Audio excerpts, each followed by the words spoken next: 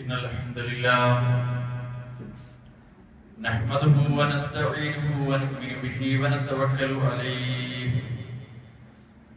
ونعوذ بالله من شرور أنفسنا ومن سيئات أعمالنا من يهده الله فلا مضل له ومن يضلله فلا هادي له وأشهد أن لا إله إلا الله وحده لا شريك له وأشهد أن محمدا عبده ورسوله أرسله بالهدى ودين الحق ليظهره على الدين كله ولو كره المشركون أما بعد فإن خير الكلام كلام الله وخير الحديث كتاب الله وخير الهدي هدي محمد صلى الله عليه وسلم وشر الأمور محدثاتها وكل محدثة بدعة وكل بدعة ضلالة وكل ضلالة في النار.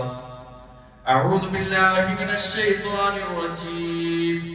يا أيها الذين آمنوا اتقوا الله حق تقاته ولا تموتن إلا وأنتم مسلمون. يا أيها الناس اتقوا ربكم الذي خلقكم من نفس واحدة وخلق منها زوجها وبث منهما رجالا كثيرا ونساء واتقوا الله الذي تساءلون به والأرحام إن الله كان عليكم رقيبا. يا أيها الذين آمنوا اتقوا الله وقولوا قولا سديدا يصلح لكم أعمالكم ويغفر لكم ذنوبكم ومن يطع الله ورسوله فقد فاز فوزا عظيما. اللهم صل على محمد وعلى آل محمد كما صليت على إبراهيم وعلى آل إبراهيم إنك حميد مجيد.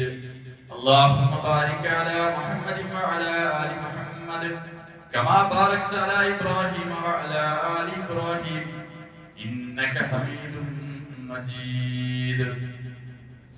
أعوذ بالله من الشيطان الرجيم. ختامه مسك وفي ذلك فليتنافس المتنافسون. أيها الناس أوصيكم وإياي أولا بتقوى الله. അല്ലാഹുവിനെ സൂക്ഷിച്ച് അവന്റെ വിധി വിലക്കുകൾ ജീവിതത്തിൽ എല്ലാ മേഖലകളിലും പാലിച്ച് പുലർത്തി തഖ്വയോടുകൂടി ജീവിക്കണമെന്ന് സ്വന്തത്തെ മറക്കാതെ നിങ്ങൾ ഓരോരുത്തരോടും ഉണർത്തുകയാണ്, വസിയത്ത് ചെയ്യുകയാണ്. റഹ്മാനായ നാഥൻ എനിക്കും നിങ്ങൾക്കും അതിന് തൗഫീഖ് നൽകി അനുഗ്രഹിക്കുമാറാകട്ടെ. പ്രിയപ്പെട്ടവരെ, നമ്മുടെ ജീവിതത്തിൽ പല സന്ദർഭങ്ങളിലായി മാറി മാറി പല പ്രതിസന്ധികളും വന്നുകൊണ്ടിരിക്കുന്നു എന്നുള്ളതൊരു യാഥാർത്ഥ്യമാണ്. സാമ്പത്തികമായ പ്രശ്നം അനുഭവിക്കുന്ന ആളുകൾ വിചാരിക്കുന്നത് എന്റെ ജീവിതത്തിലെ സകലമായ പ്രശ്നത്തിനും കാരണം സാമ്പത്തികമായ ഒരു കുറവാണ്, അത് പരിഹരിക്കപ്പെട്ടു കഴിഞ്ഞാൽ എന്റെ ജീവിതത്തിന്റെ ഒട്ടുമിക്ക പ്രശ്നങ്ങളും അത് തീർന്നു. അങ്ങനെയാണ് സാമ്പത്തിക ബുദ്ധിമുട്ട് വരുന്ന സന്ദർഭത്തിൽ ആളുകൾ വിചാരിക്കാറുണ്ട്. മക്കളോ ഭാര്യയോ അല്ലെങ്കിൽ താൻ തന്നെയോ ഹോസ്പിറ്റലിൽ വലിയ രോഗത്തിന് അടിമപ്പെട്ട് അഡ്മിറ്റ് ആയി കഴിഞ്ഞാൽ അയാൾ വിചാരിക്കുക സമ്പത്തിലൊന്നും ഒരു കാര്യമില്ല, ആയുസ് നല്ല നിലയ്ക്ക് ജീവിച്ചു പോകാൻ പറ്റിക്കഴിഞ്ഞാൽ, ആരോഗ്യത്തോടെ ആയുസ്സോടുകൂടി ജീവിക്കാൻ പറ്റിക്കഴിഞ്ഞാൽ അതാണ് ഏറ്റവും വലിയ കാര്യം. രോഗം ഉണ്ടാകാതിരിക്കുക, ആരോഗ്യത്തോടെ കൂടി ജീവിക്കാൻ കഴിയുക, ഇതാണ് ഏറ്റവും വലിയ തൗഫീഖ് എന്ന് രോഗം കൊണ്ട് പരീക്ഷിക്കപ്പെടുമ്പോൾ ആളുകൾ വിചാരിക്കുക. സഹോദരങ്ങളെ, സത്യത്തിൽ പ്രവാചകൻ സല്ലല്ലാഹു അലൈഹി വസല്ലം തങ്ങൾ പറഞ്ഞൊരു ഹദീസ് മനസ്സിലാക്കുമ്പോൾ നമ്മുടെ ജീവിതത്തിൽ കടന്നു വരുന്ന എന്ത് പ്രശ്നങ്ങളുണ്ടെങ്കിലും ആ ഹദീസിനെ എല്ലാം, ആ പരീക്ഷണങ്ങളെ എല്ലാം, ആ പ്രതിസന്ധികളെ എല്ലാം റസൂലുള്ളാഹി സ്വല്ലല്ലാഹു അലൈഹി വസല്ലം തങ്ങൾ കാണിച്ചു തന്ന ആ ഹദീസിൽ നമുക്ക് ഒതുക്കി വായിക്കാൻ കഴിയും. റസൂലുള്ളാഹി സ്വല്ലല്ലാഹു അലൈഹി വസല്ലം തങ്ങൾ പറയാണ്, അജബൽ ലി അംരിൽ മുഅ്മിൻ, അജബൽ ലി അംരിൽ മുഅ്മിൻ, വിശ്വാസിയുടെ കാര്യം എന്തൊരു അത്ഭുതകരമാണ്. അവരെ ബാധിക്കുന്ന എല്ലാ പ്രയാസങ്ങളും അവന് നന്മയാണ്. അവരെ എന്തൊക്കെ ബാധിക്കുന്നുണ്ടോ, അവര് പ്രയാസകരമായി എന്തൊക്കെയുണ്ടോ അതൊക്കെയും അവന് ഗുണമാണ് എന്നാണ് നബി സല്ലല്ലാഹു അലൈഹി വസല്ലം പറയുന്നത്. അവൻ എങ്ങനെ പരീക്ഷിക്കപ്പെട്ടാലും ആ പരീക്ഷണങ്ങളൊക്കെയും അവന്റെ ഗുണത്തിനാണ് എന്നാണ്. പ്രവാചകൻ ഉദാഹരണം പറഞ്ഞത് വലിയ ഉദാഹരണങ്ങളല്ല, റസൂൽ ഏറ്റവും ലളിതമായ സരളമായ ഉദാഹരണത്തിലൂടെ പഠിപ്പിച്ചു. കാലിൽ ഒരു മുള്ളു കുത്തി വേദനിക്കുന്നതിന് പോലും പ്രതിഫലം നൽകുന്ന മതമാണ് ഇസ്ലാം. നമ്മൾ അറിയാതെ ഒരു കാലിൽ എന്തെങ്കിലും ഒന്ന് വെച്ച് കുത്തിക്കഴിഞ്ഞാൽ അതിനെയൊന്നും ദീനുമായി നമ്മൾ ബന്ധിപ്പിക്കാറില്ല. ഉണ്ടോ? കാലൊന്ന് അവിടെ വെച്ച് അടിച്ചു, അത് ദീനുമായിട്ട് ബന്ധിപ്പിക്കാറുണ്ടോ? കൂലി കിട്ടുന്ന കാര്യമാണെന്ന് ആർക്കാണ് ആ സമയത്ത് ഓർമ്മ വരാറുള്ളത്? റസൂലുള്ളാഹി സ്വല്ലല്ലാഹു അലൈഹി വസല്ലം പറയാണ്, ഒരു ചെറിയ മുള്ളു കുത്തി വേദനിക്കുന്ന വേദനക്ക് പോലും അള്ളാഹുവിന്റെ അടുക്കൽ കണക്കാക്കി ഒരു പ്രതിഫലം രേഖപ്പെടുത്തപ്പെടുന്നുണ്ട്. അങ്ങനെ വരുമ്പോൾ വിശ്വാസിക്ക് എന്തിനാണ് ടെൻഷൻ? എല്ലാം അവന് ഗുണകരമാണ്. അവനെ ബാധിക്കുന്ന, മനസ്സിനെ മതിക്കുന്ന, അവന്റെ ശരീരത്തെ പ്രയാസപ്പെടുത്തുന്ന എന്തൊക്കെ കാര്യങ്ങളുണ്ടോ അത് മുഴുവൻ അവന് നന്മയായിക്കൊണ്ട് പരലോകത്തേക്കുള്ളതാണ് എന്ന് നബി സല്ലല്ലാഹു അലൈഹി വസല്ലം ഓർമ്മപ്പെടുത്തുകയാണ്. സഹോദരങ്ങളെ, ഒരു 3 സംഭവങ്ങളാണ് പ്രവാചകൻ സല്ലല്ലാഹു അലൈഹി വസല്ലം തങ്ങളുടെ സ്വഹാബത്തിന്റെ ജീവിതത്തിൽ ഉണ്ടായ 3 സംഭവങ്ങൾ. ആ സംഭവങ്ങൾ നമ്മൾ വായിക്കുമ്പോൾ എവിടെയാണ് നമ്മൾ അനുഭവിക്കുന്ന ത്യാഗം എന്നുള്ളതും അള്ളാഹുവിന്റെ റസൂലിന്റെ സ്വഹാബത്തൊക്കെ അനുഭവിച്ച ത്യാഗങ്ങൾ ഇങ്ങനെ വായിക്കുമ്പോൾ നമ്മളൊക്കെ എവിടെയാണ് നിൽക്കുന്നത്? ഒരു കടുകുമണിയോളം അളവിൽ നമ്മൾ ആരും ദീനിനു വേണ്ടി ഒന്നും സഹിച്ചിട്ടില്ല എന്നുള്ള വസ്തുത നമുക്ക് മനസ്സിലാക്കിയെടുക്കാൻ സാധിക്കും. റസൂലുള്ളാഹി സ്വല്ലല്ലാഹു അലൈഹി വസല്ലം തങ്ങളുടെ ഒരു ഹദീസിൽ കാണാം, പ്രവാചകൻ പറയാണ് സ്വർഗ്ഗത്തെക്കുറിച്ചും സ്വർഗ്ഗത്തിന്റെ വർണ്ണനകളെ കുറിച്ചും സ്വർഗ്ഗത്തിന്റെ ഏറ്റവും വലിയ അനുഗ്രഹങ്ങളെ കുറിച്ചും ഒക്കെ പഠിപ്പിച്ചിട്ട് റസൂലുള്ളാഹി പറയാണ്, അല്ല നിങ്ങൾ അറിയണം, ഇന്ന സിലഅത്തല്ലാഹി ഗാലിയ, അല്ലാഹു നൽകുന്ന ചരക്കാണ്, പടച്ചവന്റെ ചരക്കാണ്. ഒരു കച്ചവടത്തോട് ഉപമിച്ചുകൊണ്ട് പറയാം, അല്ലാഹുവിന്റെ ചരക്കാണ് ഈ സ്വർഗ്ഗം എന്ന് പറയുന്നത്. അല്ലാഹുവിന്റെ വിഭവമാണ് സ്വർഗ്ഗം എന്ന് പറയുന്നത്. ആ സ്വർഗ്ഗത്തിന് വലിയ വിലയുണ്ട് എന്നാണ്. ആ സ്വർഗ്ഗം വെറുതെ കിട്ടുന്നതല്ല, ആ സ്വർഗ്ഗത്തിന് വലിയ വില കൊടുത്താൽ മാത്രം കിട്ടുന്നതാണ്. അല ഇന്ന, നിങ്ങൾ അറിയണം, ഇന്ന സിലഅത്തല്ലാഹി ഹിയൽ ഗാലിയ, അല്ലാഹുവിന്റെ ചരക്ക് അത് വലിയ മുതൽ വിലപിടിപ്പുള്ളതാണ്, വലിയ വിലപിടിപ്പാണ്. നമ്മുടെ ജീവിതം സർവസ്വം കൊടുക്കാൻ ഒരു മനുഷ്യൻ കരുതി കൂട്ടി ജീവിച്ചാൽ മാത്രമേ അത് കിട്ടുള്ളൂ എന്നാണ്. അതിൽ കൂടെ ഇങ്ങനെ പോയിട്ട് ദീനിന്റെ കാര്യങ്ങളൊന്നും ജീവിതത്തിൽ ഇല്ലാതെ എളുപ്പത്തിൽ സ്വർഗം, ഒരു വ്യക്തി കൂടെ സ്വർഗം ഇങ്ങനെ കിട്ടുന്നു വിചാരിച്ചാൽ അങ്ങനെ കിട്ടുന്നതല്ല. ജീവിതം മുഴുവൻ സ്വർഗത്തിന് വേണ്ടി കൊടുക്കണം. എനിക്ക് ഒഴിവ് കിട്ടുമ്പോൾ, എന്റെ കാര്യങ്ങളൊക്കെ കഴിഞ്ഞ് എന്തെങ്കിലുമൊക്കെ ബാക്കി കിട്ടുമ്പോൾ അപ്പൊ പടച്ചവനെ ആരാധിക്കുക എന്നുള്ളതല്ല, ജീവിതം മുഴുവൻ പടച്ചവന്റെ ഭക്തിയിൽ കൊണ്ടുപോകണം. നമ്മുടെ കച്ചവടമായിരുന്നാലും, നമ്മുടെ ആരോഗ്യമായിരുന്നാലും, നമ്മുടെ ഒഴിവ് സമയമായിരുന്നാൽ, നമ്മുടെ കുടുംബമായിരുന്നാൽ, അങ്ങനെ ഏതേത് മേഖലകളുണ്ടോ അവിടെ എല്ലാം അല്ലാഹുവിനെ സൂക്ഷിക്കാനുള്ള ഒരു മനസ്സോടുകൂടി നമ്മൾ ഒരുങ്ങിയാൽ മാത്രം കിട്ടുന്ന ഒന്നാണ് സ്വർഗം എന്ന് പറയുന്നത്. അല്ലാതെ നമ്മളിങ്ങനെ മറ്റുള്ള ആളുകളൊക്കെ ചിന്തിച്ചാൽ, ദീനില്ലാത്ത ആളുകൾ ഒരുപാടുണ്ട് ഈ ലോകത്ത്. മതത്തെ കുറിച്ച് ചിന്തിക്കുക പോലും ചെയ്യാതെ ദുനിയാവിന്റെ പിറകിൽ ഓടി നടക്കുന്ന ഒരുപാട് ആളുകൾ നമുക്ക് കാണാൻ കഴിയും. അവരുമായി തട്ടിച്ചു നോക്കുമ്പോൾ കുറച്ചൊക്കെ ഭേദം ഞാനാണല്ലോ, അതുകൊണ്ട് എനിക്കെന്തായാലും സ്വർഗം കിട്ടിയേക്കും എന്ന വ്യാമോഹം ഒരിക്കൽ പോലും സഹോദരങ്ങളെ നമ്മുടെ മനസ്സിൽ ഉണ്ടായിക്കൂടാതെ. നമുക്ക് നിങ്ങൾ നബി സല്ലല്ലാഹു അലൈഹി വസല്ലം തങ്ങളുടെ കാലഘട്ടത്തിൽ ഹിജ്റ 4-ാം വർഷത്തിൽ ഒരു യുദ്ധം നടക്കുന്നുണ്ട്. ബനു മുഹാരിബ, ബനു സഅലബ എന്നീ 2 ഗോത്രങ്ങൾ. ആ 2 ഗോത്രങ്ങൾക്കെതിരെയാണ് നബി സല്ലല്ലാഹു അലൈഹി വസല്ലം തങ്ങൾ ആ യുദ്ധത്തിന് പുറപ്പെടുന്നത്. അബൂ മൂസ അൽ-അശ്അരി റളിയല്ലാഹു അൻഹു പറയാണ്, ആ യുദ്ധത്തിന് വേണ്ടി ഞങ്ങൾ കടന്നു പോകുമ്പോൾ വലിയ ദുർഘടം പിടിച്ച ഒരു പാതയിലൂടെയാണ് ഞങ്ങൾക്ക് പോകാനുള്ളത്. ഞങ്ങളുടെ കാലുകളെല്ലാം അത് മുറിച്ചു കളഞ്ഞു, നഖങ്ങളെല്ലാം പൊട്ടി പിളർന്നുകൊണ്ട് അതിൽ നിന്ന് രക്തം വരാൻ തുടങ്ങിയതാണ്. അവർ യുദ്ധത്തിന് വേണ്ടി കടന്നു പോകുമ്പോൾ വലിയ ദൂരമുള്ള യാത്രയാണ്, എല്ലാ ആളുകൾക്കും വാഹന സൗകര്യമൊന്നുമില്ല. അങ്ങനെ കടന്നു പോകുന്ന സമയത്ത് യാത്ര വീണ്ടും വീണ്ടും ദീർഘിക്കുകയാണ്. കൂർത്ത പാറക്കല്ലുകളും ചരൽക്കല്ലുകളും ഒക്കെ കടന്നു ചെന്ന് മലമ്പാതകൾ താണ്ടി കടന്നുകൊണ്ടാണ് യുദ്ധം ചെയ്യാനുള്ളത്.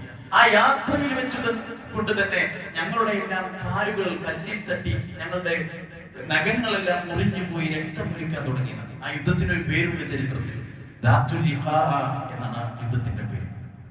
ദാത്തുൽ റിഖാ എന്നാണ്. റിഖാ എന്ന് പറഞ്ഞാൽ, റുഖാ എന്ന് പറഞ്ഞാൽ ഊറക്കിട്ട് ഉപ്പിട്ട് ശുദ്ധീകരിച്ച തോലിന്റെ കഷ്ണത്തിനാണ് റുഖാ എന്ന് പറയുന്നത്. ആ യുദ്ധത്തിന് ആ പേര് വരാനുള്ള കാരണം തന്നെ സ്വഹാബത്തിന്റെ കാലുകൾ പൊട്ടി, സ്വഹാബത്തിന്റെ തോല് ചീന്തി ആ കാലുകളിൽ അനുഭവപ്പെട്ട വ്രണങ്ങൾ അത് പരിഹരിക്കാൻ അവർ കണ്ടുപിടിച്ചത് അവരുടെ തോൽപാത്രങ്ങളുടെ തോലുകളെല്ലാം കുതിരയുടെ ജീനിയെല്ലാം അതെല്ലാം മുറിച്ച് കാലുകളിൽ ചുറ്റാൻ തുടങ്ങിയതാണ്. കാല് വേദനിച്ചിട്ട് നടക്കാൻ കഴിയാതെ പ്രയാസപ്പെട്ടുകൊണ്ട് അവരുടെ കാലുകളിലും നഖങ്ങളിലും ഒക്കെ ഈ തോലിന്റെ കഷ്ണങ്ങൾ ചുറ്റി. അതുപോലെ തന്നെ തുണിയുടെ കഷ്ണങ്ങൾ പൊതിഞ്ഞു. അതുകൊണ്ടാണ് എന്നുള്ള ആ പേരിലേക്ക് സ്വഹാബത്തിന്റെ ത്യാഗത്തിലേക്ക് വിരൽ ചൂണ്ടിയാണ് ആ യുദ്ധത്തിന് എന്ന പേര് വരാനുള്ള കാരണം. സഹോദരങ്ങൾ ആലോചിച്ചു, എത്രയേറെ പ്രയാസം സഹിച്ചുകൊണ്ടായിരിക്കും ഒരു യുദ്ധത്തിന് പോകുന്ന ഘട്ടമാണ്. യുദ്ധം എന്ന് പറയുന്നത് ആലോചിച്ചു എത്ര ഭീകരമാണ്. തിരിച്ചു വരുമോ എന്നറിയാതെ മക്കളെ കെട്ടിപ്പിടിച്ച് ഭാര്യയോട് യാത്ര പറഞ്ഞുകൊണ്ടാണ് അവർ ആ യുദ്ധത്തിന് പോകുന്നത്. ആലോചിച്ചു സഹോദരങ്ങളെ, ആ യുദ്ധം കഴിഞ്ഞ് തിരിച്ചു വരുന്ന വരവ് അവിടെ സംഭവിച്ചൊരു സംഭവം അത് സൂചിപ്പിക്കാനാണ് ഞാൻ ഈ ആമുഖം പറഞ്ഞത്. ഇമാം അഹ്മദ് ഉദ്ധരിക്കുന്ന, ഇമാം അബൂ ദാവൂദും അഹ്മദും ഉദ്ധരിച്ച ഹദീസിൽ ശൈഖ് അൽബാനി സ്വഹീഹ് എന്ന് വിശേഷിപ്പിച്ച പരിശോധിച്ച് ഉറപ്പുവരുത്തിയ ആ ഒരു സംഭവം നമുക്ക് ഇങ്ങനെ വായിക്കാൻ കഴിയും. ആ യാത്ര കഴിഞ്ഞ് ആ യുദ്ധം കഴിഞ്ഞ് നബിയും സ്വഹാബാക്കളും തിരിച്ചു വരികയാണ്. ആ തിരിച്ചു വരുന്ന സമയത്ത് റസൂലുള്ളാഹി സ്വല്ലല്ലാഹു അലൈഹി വസല്ലം തങ്ങൾ കടന്നുപോയ പോലെ തിരിച്ചു വരുന്നത് ഒരേ രൂപത്തിലല്ല റസൂൽ തിരിച്ചു വരുന്നത്. പ്രവാചകന്റെ യുദ്ധങ്ങളൊക്കെ അങ്ങനെയാണ്. എവിടേക്കാണോ പോകുന്നത് അതേ ദിശയിലേക്കല്ല ഒരിക്കലും പ്രവാചകൻ യുദ്ധത്തിന് ഇറങ്ങുമ്പോൾ പോകാറുള്ളത്. കാരണം ആ പോകുന്ന സ്ഥലത്ത് നിന്ന് ശത്രുക്കളുടെ ചാരന്മാർ ആരെങ്കിലും ആ സംഘത്തെ കുറിച്ചും സംഘത്തിന്റെ ബലത്തെ കുറിച്ചും ഒക്കെ കാര്യങ്ങൾ ചോർത്തി കൊടുക്കുമെന്ന് ഭയപ്പെട്ട് റസൂലുള്ളാഹി സ്വല്ലല്ലാഹു അലൈഹി വസല്ലം തങ്ങൾ വ്യത്യസ്ത ഭാഗത്തിൽ നിന്ന് ആളുകളോട് സംഘത്തിൽ ചേരാൻ ആവശ്യപ്പെടുകയും ഒട്ടും മനസ്സിലാകാത്ത രൂപത്തിൽ എതിർ ദിശയിലോ മറ്റേതെങ്കിലും ദിശയിലേക്കോ പോയി പിന്നീട് ലക്ഷ്യസ്ഥാനത്തേക്ക് കുറച്ചുകൂടി സഞ്ചാരം കൃത്യമാക്കുകയായിരുന്നു പ്രവാചകൻ ചെയ്തിരുന്നത്. അഥവാ ഒരു പ്രദേശത്തേക്ക് പോകേണ്ടതാണ് ലക്ഷ്യമെങ്കിൽ അവിടേക്ക് സഞ്ചരിക്കാതെ വഴി തെറ്റിക്കൊണ്ട് വേറെ വഴിയിലൂടെ ചെന്ന് കയറുന്ന രീതിയായിരുന്നു റസൂലുള്ളാഹി സ്വീകരിച്ചിരുന്നത്. ഏതായിരുന്നാലും അത് യുദ്ധത്തിന്റെ തന്ത്രത്തിൽപ്പെട്ടതാണ്. നബി സല്ലല്ലാഹു അലൈഹി വസല്ലം തങ്ങൾ യുദ്ധം കഴിഞ്ഞ് റസൂലുള്ളാഹി തിരിച്ചു വരുന്ന സമയത്ത് ആ യുദ്ധത്തിൽ അശേഷം ക്ഷീണമുള്ള സ്വഹാബിമാരുണ്ട്, ശാരീരികമായ പ്രയാസങ്ങൾ അനുഭവിക്കുന്ന സ്വഹാബിമാരുണ്ട്, കൈകാലുകൾക്ക് വെട്ടേറ്റ ആളുകളുണ്ട്, മുറിവേറ്റ ആളുകളുണ്ട്, രക്തമൊലിക്കുന്ന ആളുകളുണ്ട്. നബി സല്ലല്ലാഹു അലൈഹി വസല്ലം തങ്ങൾ ശത്രുക്കളിൽ നിന്ന് നിർഭയത്വം കിട്ടാവുന്ന ഒരു ദൂരം സഞ്ചരിച്ചപ്പോൾ റസൂലുള്ളാഹി എല്ലാവരോടും നിൽക്കാൻ പറഞ്ഞു, എല്ലാവരോടും നിൽക്കാൻ പറഞ്ഞു. എന്നിട്ട് നബി സല്ലല്ലാഹു അലൈഹി വസല്ലം തങ്ങൾ ഒരു മീറ്റിംഗ് വിളിക്കുകയാണ്, ഒരു യോഗം വിളിക്കുകയാണ്. എല്ലാ ആളുകളോടും പങ്കെടുക്കാൻ പറഞ്ഞ റസൂലുള്ളാഹി ചോദിക്കുകയാണ്, ഈ രാത്രിയിൽ ഇനി നമ്മൾ സഞ്ചരിക്കണോ, അതല്ല ഇവിടെ നമ്മൾ തമ്പടിക്കണോ? ഇവിടെ ഒരു സുരക്ഷിതത്വം കാണുന്നു. ഈ രാത്രിയിൽ ഇനി സഞ്ചരിക്കുന്നത് ആണോ നല്ലത്, അതല്ല ഇവിടെ തമ്പടിക്കണോ? സ്വഹാബത്ത് പറഞ്ഞു, പ്രവാചകരെ, ഏറ്റവും നല്ലത് നമ്മൾ തമ്പടിക്കലാണ്. കാരണം ഈ സംഘത്തിൽ കടന്നു പോകിയതുപോലെയല്ല തിരിച്ചുള്ള വരവ്. പ്രയാസം അനുഭവിക്കുന്ന ഒരുപാട് ആളുകളുണ്ട്, ഒരുപാട് ബുദ്ധിമുട്ടുന്ന ആളുകളുണ്ട്. അതുകൊണ്ട് നബിയെ, നമ്മൾ വിശ്രമിച്ച് പുലർച്ചെ അതിരാവിലെ നമുക്ക് യാത്ര തുടരാം പ്രവാചകരെ. നബി സല്ലല്ലാഹു അലൈഹി വസല്ലം അംഗീകരിച്ചു. ഉടനെ റസൂലുള്ളാഹി ചോദിച്ചത്, നമുക്ക് സമാധാനത്തോടു കൂടി ഉറങ്ങണമെങ്കിൽ കുറച്ച് ആളുകൾ കാവല് നിൽക്കണം.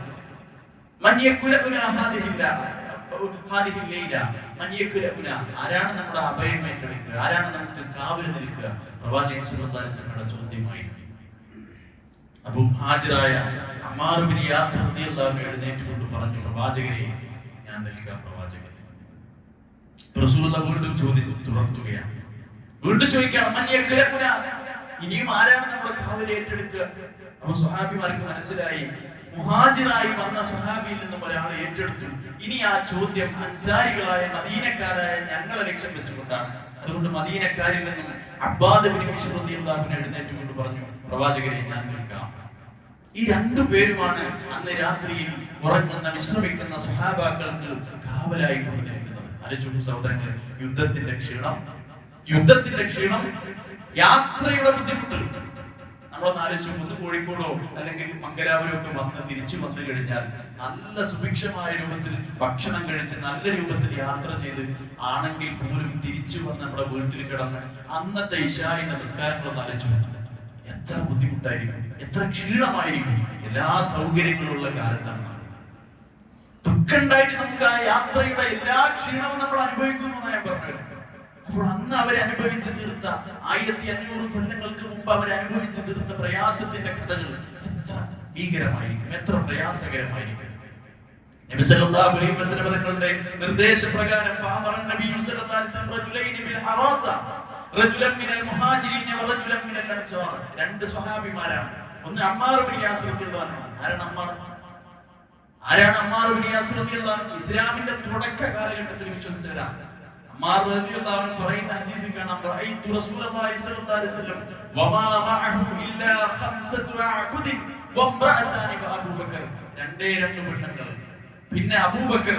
5 അടിമകൾ മാത്രമായി വിശ്വാസികൾ ഉണ്ടായിരുന്ന ഒരു കാലഘട്ടം എനിക്ക് ഓർമ്മയുണ്ട്.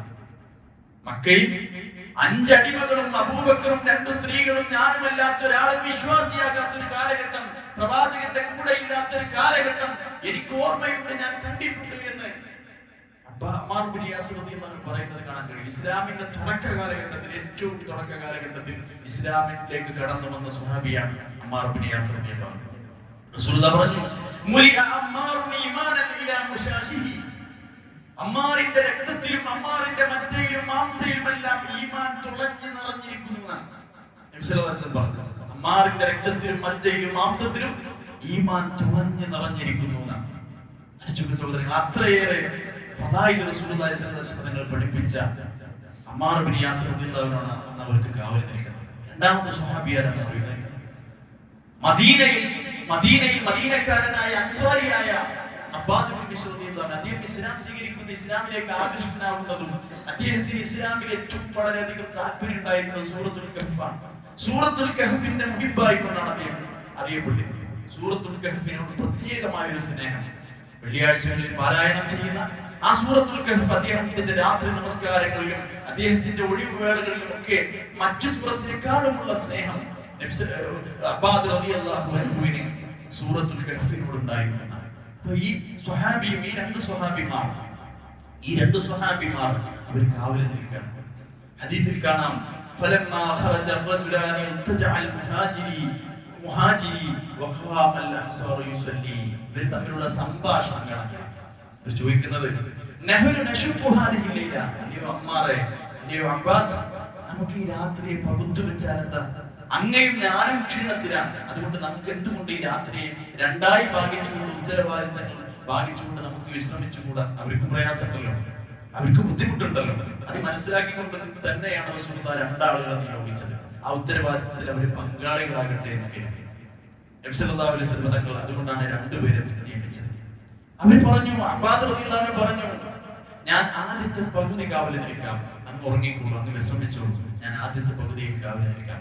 ആ താഴ്വാരത്തിന്റെ ഇതിൽ കാണാം, 2 മലമടക്കുകൾക്കിടയിലുള്ള താഴ്വാരത്തിൽ സ്വഹാബാക്കൾ മുഴുവൻ ഉറങ്ങുന്ന സന്ദർഭത്തിൽ, വിശ്രമിക്കുന്ന സമയത്ത് കൂടെ ഉണ്ടായിരുന്ന അമ്മാർ ഇബ്നു യാസിർ റളിയല്ലാഹു അൻഹു വിശ്രമിക്കുന്ന സമയത്ത് അബ്ബാദ് റളിയല്ലാഹു അൻഹു ആ താഴ്വരയുടെ ശബ്ദമുഖരിതമായ ഭാഗത്ത്, ആ താഴ്വാരത്തിന്റെ തുടക്കത്തിൽ ഒരു മരച്ചുവട്ടിൽ അദ്ദേഹം നിസ്കരിക്കുകയാണ്. സഹോദരങ്ങളെ, ആലോചിച്ചു, ആ എത്രയും വലിയ ത്യാഗവും യാത്രയും ക്ലേശവും ഒക്കെ കഴിഞ്ഞിട്ടും ആ കാവൽ നിൽക്കുന്ന സമയത്തൊന്ന് വിശ്രമിക്കുന്നതിനപ്പുറത്ത് നിസ്കരിക്കാൻ അദ്ദേഹത്തിന് കാണിച്ച മനസ്സ്, ആ ത്യാഗം ആലോചിച്ചു സഹോദരങ്ങളെ. ഒരു ഈമാനുള്ള മനുഷ്യനില്ലാതെ ആർക്കും പറ്റും.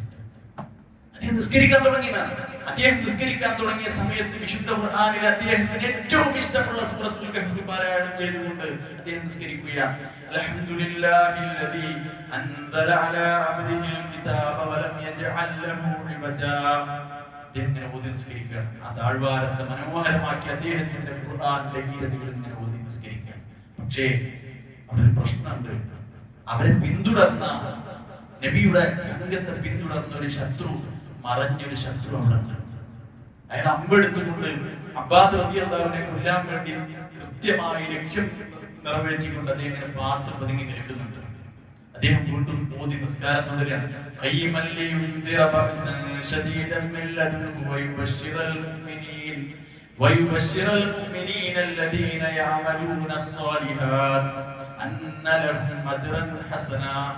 ആദ്യത്തെ ശത്രുവിന്റെ അമ്പ് അബ്ബാദ് റളിയല്ലാഹു അൻഹുവിന്റെ ശരീരത്തിൽ തറക്കണം. സുബ്ഹാനല്ലാഹ്. ആദ്യത്തെ അമ്പ് അബ്ബാദ് റളിയല്ലാഹു അൻഹുവിന്റെ ശരീരത്തിൽ തറച്ചു. ആ അമ്പ് താങ്ങിക്കൊണ്ട് തന്നെ അദ്ദേഹം നിസ്കാരം തുടരുകയാണ്. ആ ശരീരത്തിൽ തറച്ച അതേ അമ്പോടുകൂടി അദ്ദേഹം നിസ്കാരം തുടർന്നു എന്നാണ്. ഇന്നാ ജഅൽനാ മാ അലൽ അർളി സീനതൻ ലിനബ്ലുവഹും അയ്യുഹും അഹ്സനു അമലാ. അദ്ദേഹത്തിന്റെ ശരീരത്തിലേക്ക് രണ്ടാമത്തെ അമ്പ് അദ്ദേഹത്തിന്റെ ശരീരത്തിലേക്ക് കുത്തിക്കയറിയതാണ്, തുളച്ചു കയറി. 2 അമ്പുകൾ അദ്ദേഹത്തിന്റെ ശരീരത്തിന് താങ്ങാൻ കഴിയാത്തതിനും അപ്പുറമായിരുന്നു. പക്ഷേ അദ്ദേഹം നിസ്കാരത്തിൽ തുടർന്നു. അം ഹസിബത അന്ന അസ്ഹാബൽ കഹ്ഫി വറഖീം കാനൂ മിൻ ആയാതിനാ അജബ. മൂന്നാമത്തെ ഒരു അമ്പ് കൂടി അദ്ദേഹത്തിന്റെ ശരീരത്തിലേക്ക് വന്നു ഭവിച്ച സമയത്ത് അദ്ദേഹം വീണു. നിസ്കാരത്തിൽ വീണു. ആ 3 അമ്പുകളും അദ്ദേഹത്തിന്റെ ശരീരത്തിൽ ഇങ്ങനെ തറച്ച് രക്തം നിർഗളിച്ചുകൊണ്ടേയിരിക്കുകയാണ്. അദ്ദേഹം അവിടെ വീണു. പക്ഷേ സഹോദരങ്ങളെ, ആ ഹദീസിന്റെ അവസാന ഭാഗത്ത് നമുക്ക് കാണാൻ കഴിയും 3 അമ്പുകളും അദ്ദേഹത്തിന്റെ ശരീരത്തിൽ കൊണ്ടപ്പോഴും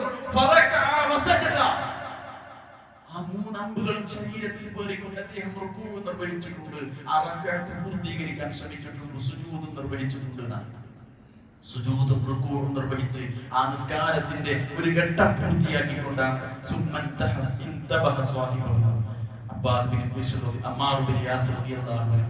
അദ്ദേഹം വിളിച്ചുണർത്തുന്നത് പോലുമാണ്. ഇതിന്റെ പേരാണ് ഇതിന്റെ പേരാണ് ഈമാൻ.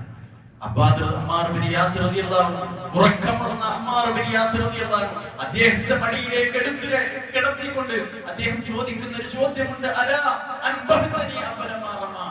എന്തുകൊണ്ടാണ് അബ്ബാദ് ആദ്യത്തെ ഒരു അമ്പ് കൊണ്ടപ്പോൾ എന്നെ അറിയിക്കാമായിരുന്നില്ലേ, എന്നെ വിളിച്ചുണർത്താമായിരുന്നില്ലേ? എന്തുകൊണ്ടാണ് അബ്ബാദ് അത് ചെയ്യാതിരുന്നത്? ഈ 3 അമ്പുകൾ ശരീരത്തിൽ പറിച്ചു മാറ്റുന്നത് ഇദ്ദേഹമാണ്. 3 അമ്പുകളും ശരീരത്തിൽ നിന്നും പറിച്ചു മാറ്റുന്നത്, ഊരിയെടുക്കുന്നത് അത് അമ്മാർ ബിൻ യാസിർ റളിയല്ലാഹു അൻഹു. അദ്ദേഹത്തിന്റെ പടിയിൽ കിടന്നുകൊണ്ടാണ് അന്ത്യശ്വാസം വലിക്കുന്നത്. ആ അന്ത്യശ്വാസം വലിക്കുന്നതിനിടയിൽ എന്തുകൊണ്ട് വിളിച്ചുണർത്തിയില്ല എന്ന ചോദ്യത്തിന് അദ്ദേഹം പറഞ്ഞ മറുപടി, സഹോദരങ്ങളെ, നെഞ്ചത്ത് കൈവച്ച് നമ്മളൊക്കെ ചിന്തിക്കേണ്ട ഒരു മറുപടിയാണ്. അദ്ദേഹം പറഞ്ഞത് കുന്തു ഫീ സൂറത്തിൻ അഖറഉഹാ വലം ഉഹിബ് അഹബ്ബ അൻ അഖതഅഹാ. കുന്തു ഫീ സൂറത്തിൻ അഖറഉഹാ. അമ്മാറിന് അറിയാലോ, എനിക്ക് ഏറ്റവും ഇഷ്ടമുള്ള വിശുദ്ധ ഖുർആന്റെ വചനാമൃതം ഓതിക്കൊണ്ട് നിസ്കരിക്കായിരുന്നു ഞാൻ. ആ സൂറത്ത് ഒഴിവാക്കിക്കൊണ്ട് നിസ്കാരം ഞാൻ ഏതായാലും മരണപ്പെടും. ശത്രുവിന്റെ അമ്പേറ്റുകൊണ്ട് എന്റെ മരണം എന്തായാലും സംഭവിക്കും. അപ്പോഴും എനിക്ക് ഇഷ്ടപ്പെട്ട ആ വിശുദ്ധ ഖുർആന്റെ വചനാമൃതം ഓതിക്കൊണ്ട് എനിക്ക് നിസ്കരിക്കാൻ കഴിഞ്ഞല്ലോ എന്ന മറുപടിയാണ് സഹോദരങ്ങൾ അദ്ദേഹം പറഞ്ഞത്. നമ്മുടെ ഈമാൻ എവിടെ നിൽക്കുന്നത്? റമദാൻ മാസത്തിൽ കയറ്റി വെച്ച ഖുർആൻ, റമദാൻ മാസത്തിൽ അണ്ടത്ത് കയറ്റിയ ഖുർആൻ പിന്നെ എടുത്തിട്ടുണ്ടോ നമ്മുടെ വീട്ടിൽ? അല്ലെ, ലിവിംഗ് റൂമിന്റെ സൈഡിൽ മനോഹരമായ ഖുർആന്റെ 10 കെട്ട് മേടിച്ചിട്ടുണ്ടാവും. പക്ഷേ അതൊന്ന് തുടച്ച് വൃത്തിയാക്കാനുള്ള മനസ്സെങ്കിലും നമ്മൾ കാണിച്ചിട്ടുണ്ടോ? എവിടെയാണ് നമ്മളൊക്കെ ജീവിതത്തിൽ ഖുർആൻ നിൽക്കുന്നത്? ഇതാണ് സഹോദരങ്ങളെ, ജീവിതത്തിൽ ഏറ്റവും നമ്മൾ ദീനുമായിട്ട് ബന്ധപ്പെടുമ്പോൾ കിട്ടുന്ന സമാധാനവും സന്തോഷവും മറ്റെന്തിലും നിങ്ങൾക്ക് കിട്ടുന്നില്ല. ദീനുമായി നമുക്ക് ഈമാനികമായി കിട്ടുന്ന സന്തോഷവും സമാധാനവും നമുക്ക് മറ്റൊന്നിലും നേടാൻ കഴിയാത്തതാണ്. അതിന് കിട്ടുന്ന ഒരു മനസ്സുഖം എന്ന് പറയുന്നത് അത് എത്ര ദാരിദ്ര്യത്തിലും എത്ര പ്രയാസത്തിലും നമുക്ക് അനുഭവിക്കാൻ കഴിയും എന്നുള്ളതാണ്. അതുകൊണ്ട് പ്രിയപ്പെട്ടവരെ, വിശുദ്ധ ഖുർആൻ പറഞ്ഞ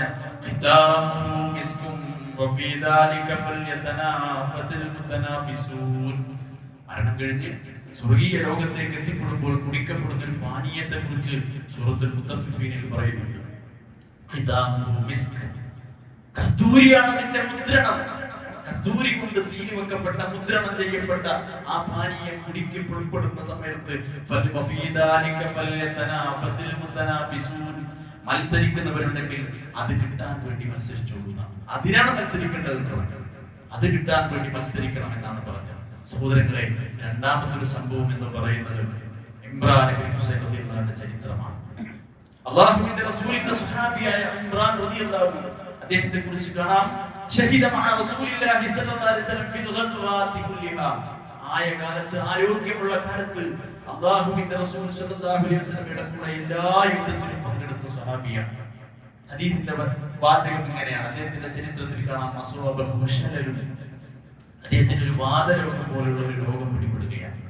ഫറഖദ അലാ ദഹ്രിഹി 30 ആമൻ വഹുവ ലാ യതഹറക്. ആരാന്നറിയോ അദ്ദേഹം? ഉമർ ഇബ്നു ഖത്താബ് റളിയല്ലാഹു അൻഹു കാലഘട്ടത്തിൽ ഖിലാഫത്തിൽ ബസ്റയിലേക്ക് ദീന് പഠിപ്പിച്ചു കൊടുക്കാൻ ഒരു പണ്ഡിതനെ വേണമെന്ന് പറയുമ്പോൾ ഉമർ ഇബ്നു ഖത്താബ് റളിയല്ലാഹു അൻഹു അയച്ചു കൊടുക്കുന്ന സ്വഹാബിയാണ് ഇമ്രാൻ ഇബ്നു ഹുസൈൻ റളിയല്ലാഹു അൻഹു. ഇബ്നു സീരീനെ പോലെയുള്ള, ഹസനുൽ ബസ്രിയെ പോലെയുള്ള സ്വഹാബാക്കളിൽ നിന്നും ദീന് പഠിച്ച വലിയ മഹാരഥന്മാരായ താബഈ പണ്ഡിതന്മാർ അവർ പറയുന്നുണ്ട്, മാ ഖദിമൽ ബസ്റത മിൻ അസ്ഹാബി റസൂലില്ലാഹി സ്വല്ലല്ലാഹു അലൈഹി വസല്ലം അഹദുൻ ബിഫദ്ലി ഇമ്രാൻ ഇബ്നു ഹുസൈൻ. ഇമ്രാൻ ഇബ്നു ഹുസൈൻ റളിയല്ലാഹു അൻഹു പോരിശയൊത്ത അറിവിലും തികവിലും ദീനിലും കഴിവുറ്റ ഒരാളും ബസ്രയുടെ ചരിത്രത്തിൽ ഇങ്ങോട്ട് കടന്നു വന്നിട്ടില്ല. അത്രയേറെ ആബിദും ആലിമും അറിവും കഴിവും ഭക്തിയുമുള്ള ഒരു മഹാരഥനായിരുന്നു. അദ്ദേഹത്തിന് ഈ ലോകത്തിന്റെ അടിമയായിക്കൊണ്ട് കയ്യോ കാലോ അനക്കാൻ പോലും സാധിക്കാതെ 30 കൊല്ലം വാതരോഗത്തിന് അടിമപ്പെട്ടുകൊണ്ട് അദ്ദേഹത്തെ അല്ലാഹു പരീക്ഷിക്കുകയുണ്ടായിരുന്നു. അദ്ദേഹത്തെ കാണാൻ വേണ്ടി സ്വഹാബിമാർ ചെന്നു. ഇമ്രാൻ ബിൻ ഹുസൈൻ റളിയല്ലാഹു അൻഹു സ്വഹാബിമാരെ സന്ദർശിക്കാൻ ചെന്നപ്പോൾ കാണുന്ന കാഴ്ച അദ്ദേഹത്തിന്റെ കട്ടിലിൽ മലമൂത്ര വിസർജനത്തിന് വേണ്ടി ദ്വാരമുണ്ടാക്കിക്കൊണ്ടിരിക്കുകയാണ്. അദ്ദേഹത്തിന്റെ കട്ടിൽ ഇങ്ങനെ പൊളിച്ചുകൊണ്ടിരിക്കുകയാണ്. മലമൂത്ര വിസർജനത്തിന് വേണ്ടി എടുത്തു കൊണ്ടുപോകാൻ കഴിയുന്നില്ല. അതുകൊണ്ട് കട്ടിൽ ഇങ്ങനെ മുറിച്ചുകൊണ്ടിരിക്കുകയാണ്. ഈ കാഴ്ച കണ്ടതും സ്വഹാബാക്കൾ മുഴുവൻ കരഞ്ഞുപോയി. അവിടെ വന്നവരൊക്കെ കരഞ്ഞുപോയി. ആ കരയുന്ന സമയത്ത് ഇമ്രാൻ റളിയല്ലാഹു അൻഹു അവരോട് ചോദിക്കുന്നുണ്ട്, എന്തിനാ നിങ്ങൾ കരയുന്നത്? എന്തിനാ നിങ്ങൾ കരയുന്നത്? അവർ പറഞ്ഞു, എന്തൊരു കിടപ്പാണ് ഇമ്രാൻ, 30 കൊല്ലമായി അങ്ങേ ഈ ഒരു രോഗാവസ്ഥയിൽ ഞങ്ങൾ കാണുന്നു. ഇതും കൂടി കാണുമ്പോൾ ഞങ്ങൾക്ക് എങ്ങനെ കരയാതിരിക്കും? ശാപത്ത് കൊടുക്കുന്ന മറുപടിയാണ്. ആ മറുപടിയിൽ അദ്ദേഹം കൊടുക്കുന്ന അവസാനത്തെ ഒരു വാചകം, ആ ചരിത്രത്തിന്റെ അവസാനം, ആ അവസാനിപ്പിക്കുന്നിടത്ത് അദ്ദേഹത്തിന്റെ മറുപടി, ഇതെന്റെ റബ്ബ് എനിക്ക് സ്വർഗം കിട്ടാൻ, എന്റെ റബ്ബ് എന്നെ ഇഷ്ടപ്പെട്ട് തന്നൊരു പരീക്ഷണമാണെന്നാണ്. 30 കൊല്ലം ആലോചിച്ചു. 3 ദിവസം പനി പിടിച്ചല്ലോ സഹോദരങ്ങളെ. 2 ദിവസം പനി വന്നു കഴിഞ്ഞാൽ നമ്മുടെ ഈ വർത്താനൊക്കെ നിൽക്കും. പിന്നെ പടച്ചോനെ പ്രാകുന്ന വർത്താനല്ലാതെ, നശിച്ച പനി എന്നല്ലാതെ വായിൽ നിന്നും മറ്റൊന്നും വരാത്ത ആളുകളാണ് നമ്മൾ, അല്ലെ? ഒരു ചെറിയ തുമ്മൽ ബാധിച്ചാൽ, ഒരു ചെറിയ തലവേദന, ചെവിവേദന വന്നാൽ, അല്ലെങ്കിൽ എന്തെങ്കിലും ഒരു പ്രയാസം ജീവിതത്തിൽ അനുഭവിച്ചു കഴിഞ്ഞാൽ അതിനെയൊന്നും സഹിക്കാനും ക്ഷമിക്കാനുള്ള കഴിവില്ലാത്തവരാണ് നമ്മൾ. 30 കൊല്ലം ഒരു പുരുഷായുസ് അല്ലാഹു പരീക്ഷിച്ചിട്ടും ആ പരീക്ഷണത്തിന് മുമ്പിൽ അദ്ദേഹത്തിന്റെ മനോഭാവമാണ് ആ വാക്ക്. എന്റെ റബ്ബ് എന്നെ ഇഷ്ടപ്പെട്ടുകൊണ്ട് എന്റെ പരലോകത്തിന് വേണ്ടി റബ്ബിക്ക് സമ്മാനിച്ച ഒരു അനുഗ്രഹമാണ് ഈ പരീക്ഷണം. അതുകൊണ്ട് ഞാൻ അതിനെ ഇഷ്ടപ്പെടുന്നു. സഹോദരൻ, ഇതിൽ പറയുന്ന പേരാണ് ഈമാൻ. ഇതാണ് ഈമാൻ. ഈ മാതൃക, ഈ സ്വഹാബാക്കളുടെ മാതൃക, ഈ സംഭവത്തിന് ശേഷം പണ്ഡിതന്മാർ കൊടുക്കുന്ന അധ്യായത്തിന്റെ നാമം എന്താണെന്ന് അറിയുന്നത്? കർമ്മങ്ങൾ കൊണ്ട് നേടിയെടുക്കാൻ കഴിയാത്തത്. കർമ്മം അമലെടുത്തിട്ട് സൽക്കർമ്മം ചെയ്തിട്ട് ഒരു മനുഷ്യൻ എത്തിപ്പിടിക്കാൻ കഴിയാത്തത് എന്നാണ് അതിന്റെ ഹെഡിങ്. ആലോചിച്ചു സഹോദരങ്ങളെ, വിശുദ്ധ ഖുർആനിൽ അല്ലാഹു പറഞ്ഞ ക്ഷമാലുക്കൾക്ക് കണക്കില്ലാതെ പഠിച്ചു കൊടുക്കുന്നത്. നമ്മളൊക്കെ ഇപ്പൊ കണക്കില്ലാതെ കൊടുക്കുന്നു പറഞ്ഞാൽ എത്ര കൊടുക്കില്ല. ഒരു ദാനധർമ്മിയായ നല്ല മനുഷ്യനെ കുറിച്ച് നമ്മൾ പറയും, ഭയങ്കര കണക്കൊന്നും ഇല്ലാണ്ടാണ് അയാൾ കൊടുക്കുക. എന്നാ അയാൾ കൊടുക്കുകയാണെങ്കിലും എത്രയപ്പോ അയാൾ കൊടുക്കുക, ഒരു കണക്കില്ലേ, അല്ലെ? അയാൾ നന്നായി വാരി കോരി കൊടുക്കുന്നു പറഞ്ഞാലും അതിനൊരു ലിമിറ്റും ഉണ്ട്, ഒരു പരിധിയുണ്ട്. പക്ഷെ പടച്ചവൻ പറയാണ്, ക്ഷമ പാലിച്ചാൽ അതിനുള്ള പ്രതിഫലം എന്ന് പറയുന്നത് കണക്കില്ലാത്തതാണ്. പടച്ചവൻ പറഞ്ഞു കഴിഞ്ഞാൽ അതൊരു വാക്കാണ്. അള്ള പറഞ്ഞു കഴിഞ്ഞാൽ അത് കണക്കില്ലാതെ കിട്ടുന്ന കൂലിയായിരിക്കും. നമ്മുടെ മനസ്സ് നിറക്കാൻ മാത്രം പര്യാപ്തമായ കൂലി സഹോദരങ്ങളെ പരീക്ഷണങ്ങൾക്ക് ക്ഷമിച്ചാൽ കിട്ടും. അതാണ് ആമുഖമായി ഞാൻ സൂചിപ്പിച്ചത്. റസൂലുള്ളാഹി പറഞ്ഞല്ലോ, മുഅ്മിനിന്റെ കാര്യം അത്ഭുതം തന്നെ. എന്തൊരു അത്ഭുതകരമാണ്. അവന്റെ കാലിൽ അനുഭവിക്കേണ്ടി വരുന്ന ഒരു മുള്ളു കുത്തിയതിന് പോലും അവന് കൂലി എഴുതപ്പെടുന്നു. അവന് പരലോകത്തേക്ക് വേണ്ടി കൂലി എഴുതപ്പെടുന്നു എന്നാണ്. എന്തൊരു സുന്ദരമായ മതമാണ് ഇസ്ലാം. സഹോദരങ്ങളെ, അതുകൊണ്ട് നമ്മളെ സംബന്ധിച്ചിടത്തോളം ഈ 2 സംഭവത്തിലും നമുക്ക് വലിയ മാതൃക ഈ വിഷയത്തിലുണ്ട്. സഹോദരങ്ങളെ, അല്ലാഹു സുബ്ഹാനഹു വ തആല നൽകിയ ഈ ആയുസ്, ഈ ആരോഗ്യം, ഈ അനുഗ്രഹങ്ങൾ നമ്മൾ നന്മയുടെ വഴിയിൽ ഉപയോഗപ്പെടുത്താൻ നമ്മൾ ശ്രദ്ധിക്കുക. പടച്ചവനെ കുറ്റം പറയാതെ അല്ലാഹുവിന് ഇഷ്ടമുള്ള വഴികളിലൂടെ സഞ്ചരിക്കാൻ നമ്മൾ തയ്യാറാണ്. എന്നിപ്പോ ഇങ്ങനല്ലേ നടക്കുന്നത്? സുബഹില്ലാതെ രാത്രികളിൽ എപ്പോഴോ വന്ന് കിടന്ന് ഈ ദുനിയാവിന്റെ പിന്നാലെ നായപായം പോലെ പായില്ല നമ്മൾ. എന്താ നമ്മുടെ ജീവിതത്തിൽ എന്ത് മാറ്റാണ് ഉണ്ടാക്കിയത്? എത്രയോ ഹുത്തുബകൾ നമ്മൾ കേട്ടു, എത്രയോ ക്ലാസ്സുകൾ നമ്മൾ കേട്ടു, എന്തൊക്കെ നമ്മൾ ചെയ്യുന്നു. പക്ഷെ ജീവിതത്തിൽ മാറ്റമില്ല. ജീവിതം മാറേണ്ട സഹോദരങ്ങളെ. എപ്പോഴാണ് വീണു പോവുക? മറിഞ്ഞു കെട്ടി വീണ് കഴിഞ്ഞാൽ പൊതിഞ്ഞു കൊണ്ടുപോകും നമ്മളെ പള്ളിക്കാട്ടിലേക്ക്, അല്ലേ? ആ കൊണ്ടുപോകുന്നത് വൃദ്ധജടാണെന്നാണോ നമ്മൾ വിചാരിക്കുന്നത്? നമ്മൾ ചെയ്തു കൂട്ടിയ സകല കർമ്മങ്ങളും നമ്മുടെ കൂടെ പോരുന്ന പ്രിയപ്പെട്ടവരെ, അല്ലാഹു സുബ്ഹാനഹു വ തആല പടച്ചവനെ സൂക്ഷിച്ച് തഖ്വയോടുകൂടി സൂക്ഷ്മതയോടുകൂടി ജീവിക്കാൻ അല്ലാഹു നമുക്ക് എനിക്കും നിങ്ങൾക്കുമൊക്കെ തൗഫീഖ് നൽകി അനുഗ്രഹിക്കുമാറാകട്ടെ.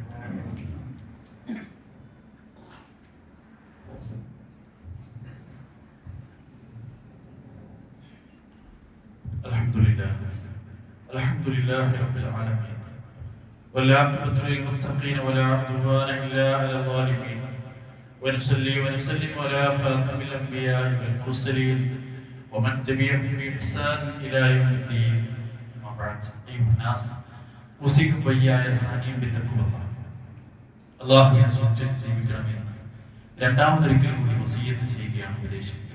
സഹോദരങ്ങളെ, പറഞ്ഞു വന്നത് സ്വഹാബിമാരുടെ ജീവിതത്തിൽ നിന്നുള്ള രണ്ടേ ഏടുകളാണ്. അവർ അല്ലാഹുവിന് കൊടുത്ത ത്യാഗത്തിന്റെ കണക്ക് പുസ്തകത്തിലെ അക്കമിട്ട 2 നമ്പറുകളാണ് നമ്മൾ പറഞ്ഞു വെച്ചത്. ഇതൊക്കെ നമുക്ക് വലിയ മാതൃകയാണ്. പ്രിയപ്പെട്ടവരെ, നമ്മൾ നിസ്കാരത്തിന്റെ വിഷയത്തിൽ പലപ്പോഴും നമ്മൾ ശ്രദ്ധിച്ചിരുന്ന ഒരു ഭാഗമാണ് സ്വഫ് ശരിയാക്കുക എന്ന് പറയുന്നത്. എല്ലാവരും ശ്രദ്ധിച്ചിരുന്ന ഒരു കാര്യം. പക്ഷേ ഒരു കൊറോണ വന്നു പോയതിനു ശേഷം നമ്മുടെ സ്വഫ് പഴയ പോലെ അല്ല. സ്വഫ് ശരിയാക്കുന്ന വിഷയത്തിൽ ആദ്യത്തിൽ നിൽക്കുന്ന 1-2 സ്വഫ് നോക്കുമെന്നല്ലാതെ അതിനപ്പുറത്തേക്ക് സ്വഫ് നിൽക്കുന്ന വിഷയത്തിൽ പലപ്പോഴും വലിയ അശ്രദ്ധയാണ് നമ്മൾ കണ്ടുകൊണ്ടിരിക്കുന്നത്. സ്വഫിന്റെ കാര്യത്തിലൊക്കെ ശ്രദ്ധിച്ചിരുന്ന ആളുകൾ പോലും അതെങ്ങനെയെങ്കിലൊക്കെ ആയിക്കോട്ടെ, ഒരു ഗ്യാപ്പ് വീണാലും വലിയ കുഴപ്പമില്ല എന്ന് ചിന്തിക്കുന്ന ഇടത്തേക്ക് എത്തിയിരുന്നു. എത്ര ഹദീസുകളാണ് സഹോദരങ്ങൾ സ്വഫിന്റെ വിഷയത്തിൽ റസൂലുള്ളാഹി പറഞ്ഞ ഹദീസുകൾ അക്കമിട്ട് പറഞ്ഞു കഴിഞ്ഞാൽ പേജുകളോളം സ്വഫിന്റെ വിഷയത്തിൽ ഹദീസുകൾ, പേജുകളോളം. എത്ര റസൂലുള്ളാഹി ശ്രദ്ധിക്കാൻ പറഞ്ഞ വിഷയമാണ്. റസൂലുള്ളാഹി ഇറങ്ങി ഇങ്ങനെ നടന്നിരുന്നു. നമസ്കാരത്തിന് മുമ്പ് പ്രവാചകൻ സ്വല്ലല്ലാഹു അലൈഹി വസല്ലം ഇങ്ങനെ കാലിങ്ങനെ തട്ടി നിരപ്പാക്കി സ്വഫിന്റെ ഇടയിലൂടെ അങ്ങനെ വാളുകൊണ്ട് ഇങ്ങനെ നടന്ന് ശരിയാക്കിയിട്ട് റസൂലുള്ളാഹി നമസ്കരിക്കാറുള്ളൂ. അത്രയേറെ സ്വഫിന്റെ ഇഖാമത്തി സ്വലാത്ത് എന്ന് പറഞ്ഞ നമസ്കാരത്തിന്റെ തമാമി സ്വലാത്ത്, ഇഖാമത്തി സ്വലാത്ത്, നമസ്കാരത്തിന്റെ മുഴുവൻ കൂലി കിട്ടുന്നത് സ്വഫ് കൂടി ശ്രദ്ധിക്കുമ്പോഴാണ് എന്നൊക്കെ റസൂലുള്ളാഹി സ്വല്ലല്ലാഹു അലൈഹി വസല്ലം പറഞ്ഞത് കാണാൻ സാധിക്കും. ഒരിക്കൽ റസൂലുള്ളാഹി പറയാണ്, നുഅ്മാൻ ഇബ്നു ബശീർ റളിയല്ലാഹു അൻഹു ഉദ്ധരിക്കുന്ന ഹദീസിൽ കാണാം, ല തുസഫുന്ന സുഫൂഫകും ഔ യുഖാലിഫുന്ന അല്ലാഹു ബൈന വുജൂഹികും. നിങ്ങൾ സ്വഫ് ശരിയാക്കുക തന്നെ വേണം, അല്ലെങ്കിൽ നിങ്ങളുടെ ഹൃദയങ്ങൾക്കിടയിൽ വേർതിരിവുണ്ടാവുന്നതാണ്. സ്വഫ് നിൽക്കുന്നിടത്താണ് വിശ്വാസികളുടെ ഹൃദയ ചേർച്ച അള്ളാഹു സംവിധാനിച്ചിരിക്കുന്നത്. ആ സ്വഫ് നിൽക്കുമ്പോൾ ആ ഹൃദയത്തിൽ ഒരു ഒരുമ അള്ളാഹു ഉണ്ടാക്കി കൊടുക്കുന്നതാണ്. വെറുതെ പറഞ്ഞാൽ സ്വഫ് നിൽക്കുമ്പോൾ അടുപ്പിച്ച് നിൽക്കലിൽ വിശ്വാസികളുടെ ഒരു യൂണിറ്റി, ഒരു ഒരുമ, അത് അള്ളാഹു സുബ്ഹാനഹു വ തആല ഇട്ടുകൊടുക്കും എന്ന് നബി സല്ലല്ലാഹു അലൈഹി വസല്ലം പറയാം. മറ്റൊരു റസൂൽ ചോദിച്ചു, അലാ തസിഫൂന കമാ തസിഫുൽ മലായികതു ഇൻദ റബ്ബിഹാ. മലക്കുകൾ റബ്ബിന്റെ മുമ്പിൽ നിൽക്കും പോലെ നിങ്ങൾ നിൽക്കുന്നില്ലയോ? സ്വഹാബത്ത് ചോദിച്ചു, എങ്ങനെയാണ് നബി? പറഞ്ഞു കൊടുത്തു, നിങ്ങൾ നിസ്കാരത്തിൽ സ്വഫ് കെട്ടി നിൽക്കും പോലെയാണ് മലക്കുകൾ റബ്ബിന്റെ മുമ്പിൽ നിൽക്കുന്നത്. ആ രീതിയാണ് ഇബാദത്തിൽ അല്ലാഹു സുബ്ഹാനഹു വ തആല നമുക്ക് പഠിപ്പിച്ചത്. മാത്രമല്ല റസൂലുള്ളാഹിന്റെ ഹദീസ് എത്രയാണ്, ലൗ യഅലമുൻ നാസു മാ ഫി നിദാഇ വസ്സഫിൽ അവ്വൽ. ബാങ്ക് നിർവഹിക്കുന്നതിന്റെ കൂലി ഒരാൾ അറിഞ്ഞിരുന്നുവെങ്കിൽ, സ്വഫിലേക്ക് ഒന്നാമത്തെ സ്വഫിന്റെ മഹത്വം ഒരാൾ അറിഞ്ഞിരുന്നുവെങ്കിൽ, ആ മഹത്വത്തിന് വേണ്ടി അയാൾ വാക്കുതർക്കത്തിൽ ഏർപ്പെടുകയും അവർ തമ്മിൽ പരസ്പരം നറുക്കിട്ടുകൊണ്ട് ആ സ്ഥാനത്തിന് വേണ്ടി അവർ മത്സരിക്കുകയും ചെയ്യും. ഒരു നറുക്കെടുപ്പ് വേണമെങ്കിൽ അതിനും തയ്യാറാകുമായിരുന്നു. പ്രതിഫലം മനസ്സിലാക്കിയവരുടെ കാര്യമാണ്. പ്രതിഫലം മനസ്സിലാക്കിയിരുന്നുവെങ്കിൽ ഒരു കണ്ടീഷൻ റസൂൽ ആദ്യം പറഞ്ഞു വെച്ചിട്ടുണ്ട്. നമുക്ക് ആർക്കും പ്രതിഫലം അറിയാം. മുമ്പിൽ കുറച്ച് സ്ഥലമുണ്ട്, എന്നാലും നമ്മൾ ഇവിടെ തന്നെ സെന്ററിൽ വന്നു ദൂരെ കുറച്ചൊന്ന് ഒതുക്കി പിടിച്ചാൽ ഒരു ആൾക്കും കൂടി ഉള്ളിലേക്ക് കയറിക്കാൻ പറ്റുമെങ്കിൽ അത് വേണ്ടാന്നാണ്. സുഖമായിട്ട് ഇവിടെ നിസ്കരിച്ച് റുക്കൂസും ചെയ്യാലോ, സാരമില്ല. പിന്നെ ആരെങ്കിലും ചെറിയ കുട്ടികളോ വേറെ ആരെങ്കിലും ഒക്കെ സ്വഫിനോട് ആഗ്രഹമുള്ള ആൾക്കാർ അവിടെ വന്ന് നിൽക്കും. അല്ലേ നമ്മൾക്കത് അരിച്ചു. എത്രയേറെ മഹത്വമാണ് പറഞ്ഞത്. മാത്രമല്ല സഹോദരങ്ങളെ, സ്വഫ് നിൽക്കാൻ നമ്മൾ ശ്രമിച്ചാലും ചിലപ്പോൾ നടക്കൂല. എന്താ കാരണം? ചില ആളുകൾ സ്വഫ് നിൽക്കുമ്പോൾ അങ്ങനെ കാലിങ്ങനെ കിബിലക്ക് വെക്കാത്തതിന് പകരം വിരലുകൾ കിബിലക്കാണ് വരേണ്ടത്. വിരലിങ്ങനെ ചെയ്യാൻ പാടില്ല. കാരണം ശാരീരികമായ പ്രയാസങ്ങൾ അനുഭവിക്കുന്ന ആളുകൾ ഉണ്ടായി, അവരുടെ കാര്യമല്ല ഞാൻ പറഞ്ഞത്. അതല്ലാതെ കാലുകൾ നേരെ കിബിലക്ക് നേരെ വെക്കാൻ കഴിയുന്നവർ അങ്ങനെ തന്നെ വെക്കണം എന്നാണ്. കാലിങ്ങനെ ചരിച്ചു വെച്ചിട്ട് അയാളുടെ നഖം മൂലം വേറൊരാൾക്ക് സ്വഫ് അടുപ്പിച്ച് വെക്കുമ്പോൾ നഖം കൂറ് എന്നിട്ട് ബുദ്ധിമുട്ടാൻ പോയിക്കേണ്ടി വരാൻ ഉണ്ടാവാൻ പാടില്ല.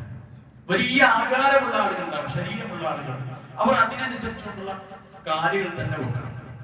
അയാൾ അവരുടെ ശരീരത്തിനേക്കാളും കുറച്ച് വെച്ച് കഴിഞ്ഞാൽ അയാളുടെ സ്വഫ് ശരിയാക്കാൻ അയാളുടെ ചുവട്ടിലേക്ക് കാല് നീക്കി കൊടുക്കേണ്ടി വരും.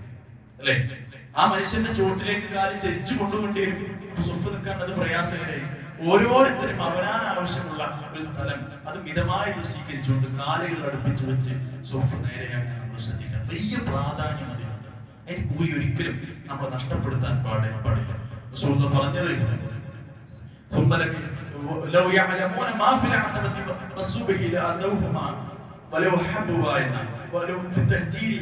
റസൂൽ ആ ഹദീസിന്റെ കൂടെ ചേർത്ത് പറഞ്ഞ സുബ്ഹിന്റെ പ്രാധാന്യവും സുഫിന്റെ പ്രാധാന്യവും ഒന്നിച്ചു പറയുന്ന ആ ഹദീസ് നമുക്ക് കാണാൻ സാധിക്കും. അതുകൊണ്ട് പ്രിയപ്പെട്ടവരെ, അല്ലാഹു സുബ്ഹാനഹു വ തആല ഏറ്റവും നല്ല നിലയ്ക്ക് ദീനിയായ കാര്യങ്ങളൊക്കെ സൂക്ഷിച്ച് പാലിച്ച് ജീവിതത്തിൽ തഖ്വയോടുകൂടി സൂക്ഷ്മതയോടുകൂടി ജീവിക്കാൻ അല്ലാഹു എനിക്കും നിങ്ങൾക്കും തൗഫീഖ് നൽകി അനുഗ്രഹിക്കുമാറാകട്ടെ.